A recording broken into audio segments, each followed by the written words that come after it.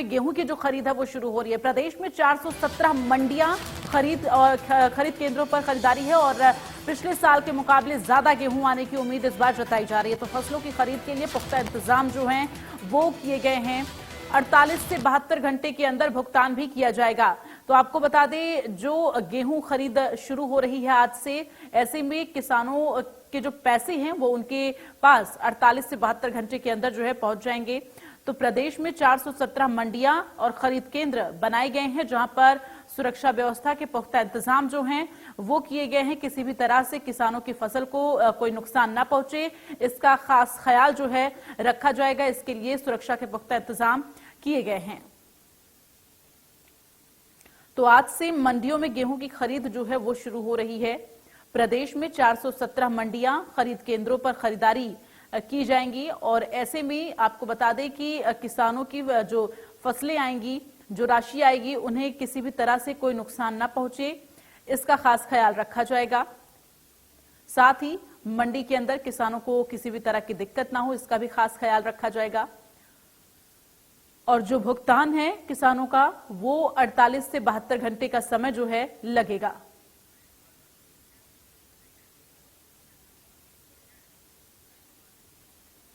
और ज्यादा जानकारी के लिए सीधे रुख करेंगे कैथल से। हमारे साथ मनोज मलिक लाइव जुड़ रहे हैं, सीधे उनका रुख करते हैं। हमारे साथ अमित भी जुड़ेंगे। तो सबसे पहले मनोज, आपके पास आते हुए, अभी जो है कैथल की अगर हम बात करें, मंडियों में इस वक्त किस तरह से तस्वीरें देखने को मिल रही हैं? क्या किसान अपनी फसल लेकर पहुंच रहे हैं?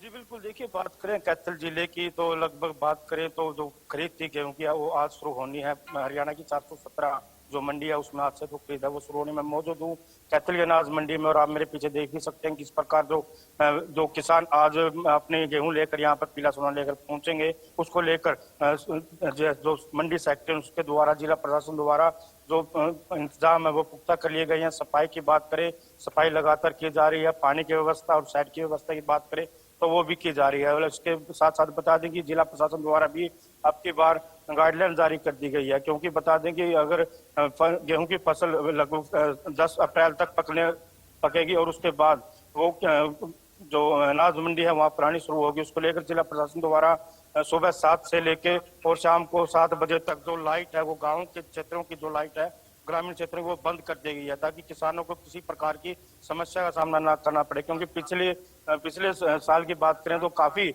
आगजनी घटनाएं प्रशासन के सामने भी आई थी। तो आप देख सकते हैं कि किस प्रकार जो यहाँ पर मंडी में जो किसान मतलब पहुंच भी रहे हैं, उसके साथ साथ जो सफाई का जो अभियान है जिला प्रशासन द्वारा वो किया भी जा रहा है, जिसको लेकर किसान अब की बार काफी खुश दिखाई दे रहे हैं। अगर बात करें दूसरी तरफ तो आज आड़तियों की जो हड़ताल है वो 11 से लेकर 2 बजे तक वो भी जारी रहेगी। लगभग 5 दिनों तक आड़तियों की जो हड़ताल है वो जारी रहेगी। और बता दें कि इसको लेकर किसानों को किसी भी समस्या का सामना नहीं करना पड़ेगा। बता दें कि लगभग 10 अप्रैल तक जो कटाई का काम है, गेहूं की कटाई का काम है, वो काम किसानों द्वारा कटाई की जाएगी। उसके बाद ये जो गेहूं है अनाज मंडी में पहुंचना शुरू हो जाएगी। अमित, आपके पास आते हुए, हिसार की मंडी में अभी क्या जो है तस्वीरें देखने को मिल रही, किस तरह की तैयारियां हैं? क्या किसान पहुंचना शुरू हो गए हैं अपनी फसल लेकर?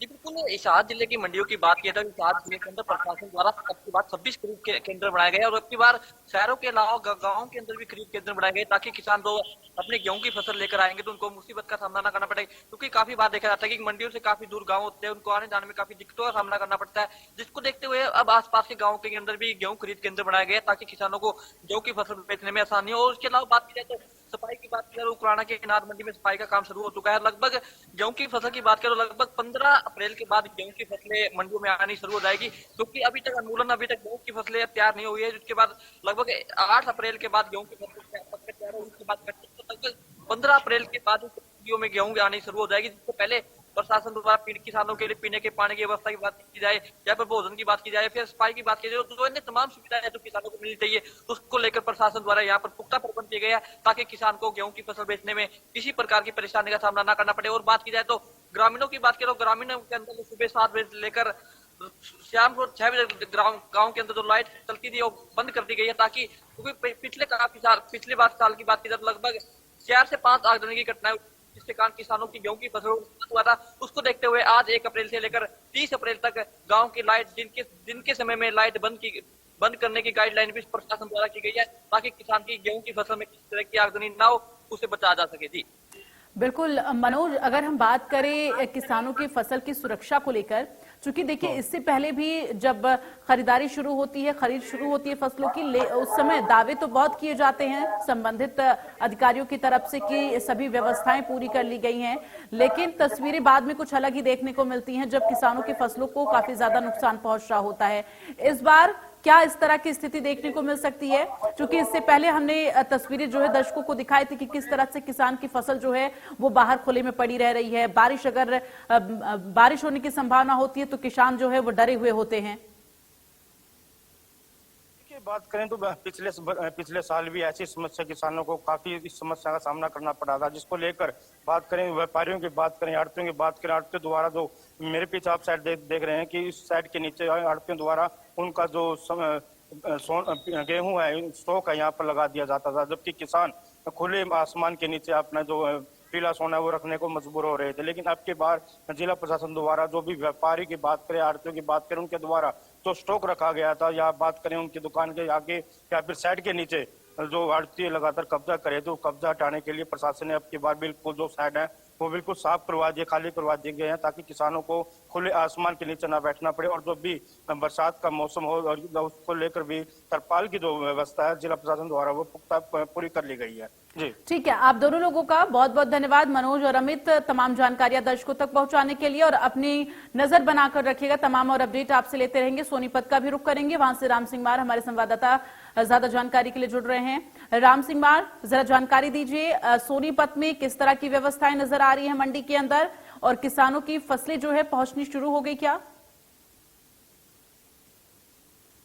सोनीपत में गेहूं की सरकारी खरीद शुरू होगी, और लिहाजा जिस प्रकार से बात करें तो आज जो है किसान अपनी गेहूं की फसल लेकर पहुंच सकते हैं। लेकिन जिस प्रकार से मौसम में तब्दीली देखी जा रही है, ऐसे में अभी किसानों की फसल की कटाई शुरू नहीं हुई है, और आगामी 2 से 3 दिन में गेहूं की फसल मंडी में पहुंचने की उम्मीद मानी जा रही है। जिस प्रकार से सरकारी रेट की बात करें तो 2275 रुपए सरकारी रेट घोषित किया गया है। ऐसे में जो है मंडी प्रशासन द्वारा दावे जरूर किए गए थे कि सारी व्यवस्थाएं मुकम्मल है, लेकिन मंडी प्रशासन द्वारा जो दावे किए गए हैं वो धरातल पर कहीं न कहीं इम्प्लीमेंट होते हुए नजर नहीं आ रहे। यहाँ तक कि वाटर कूलर जो मंडी में पहले से व्यवस्थित है, लेकिन कहीं न कहीं उनकी सफाई नहीं कराई गई है, उनके अंदर मिट्टी है और गंदा पानी उनके अंदर भरा हुआ है। जो कार्य करीबन खरीद होने से करीबन 15 दिन पहले किया जाना चाहिए था, क्योंकि सरसों की फसल की खरीद भी पहले शुरू हो चुकी है और अब गेहूं की खरीद शुरू होगी। ऐसे में किसान भाई जो दूर दराज से आते हैं तो कहीं ना कहीं गंदा पानी पीने के लिए मजबूर है। यहाँ तक कि वाटर कूलर के आसपास जो गंदगी फैली हुई है उस पर भी ध्यान मंडी प्रशासन द्वारा नहीं दिया गया है। मेरे पीछे ये शेड मैं दिखाऊंगा आपको, ये शेड जो है ये भी सामने आप देख सकते हैं पूरी तरह से जर्जर हो चुका है और जगह जगह से इसमें छिद्र हो रखे हैं। और बारिश का मौसम जब होता है तो ऐसे में जो है कहीं ना कहीं किसान भाइयों को भी तकलीफ होती है, क्योंकि मंडी के नीचे जो भी अनाज रहता है वो कहीं ना कहीं भीगने की संभावना बनी रहती है। और ऐसी स्थिति जो है ये मैं आपको अंदर की तस्वीर दिखा देता हूं। यहाँ हालांकि जिस प्रकार से मंडी प्रशासन द्वारा जो व्यवस्था यहाँ पर जो ये वाहन जो है वो शेड के नीचे खड़े किए हुए हैं, हालांकि यहाँ पर किसानों के लिए व्यवस्था होनी चाहिए। यहाँ पर जिस प्रकार से सरसों की फसल यहाँ पहुंचती थी उनके लिए व्यवस्था होनी चाहिए, लेकिन कहीं ना कहीं यहाँ मिलीभगत से ट्रांसपोर्ट के जो लोग हैं वो अपने वाहनों को मंडी के शेड के नीचे खड़े किए हुए हैं, और एक नहीं बल्कि 15 से 20 इसी प्रकार से ट्रक खड़े हुए हैं। लिहाजा जिस प्रकार से प्रशासन द्वारा जो दावे किए गए वो कहीं ना कहीं धरातल पर इम्प्लीमेंट नजर नहीं आते, और जिस प्रकार से शेड भी जर्जर है। और ऐसे में जो है आज से सरकारी खरीद शुरू हो रही है, तो प्रशासन द्वारा ये दावे जरूर किए गए थे कि मूलभूत सुविधाएं तमाम प्रकार के इंतजाम मुकम्मल हैं। हालांकि अगर बात करें तो पिछली बार करीबन 4.5 लाख के आसपास गेहूं की आवक पहुंची थी, और इस बार ज्यादा आवक पहुंचने की उम्मीद मानी जा रही है। जी चलिए, तमाम जानकारियां पहुंचाने के लिए राम सिंह मार बहुत बहुत धन्यवाद आपका, और अपनी नजर बनाकर रखिएगा, तमाम आगे अपडेट आपसे लेते रहेंगे।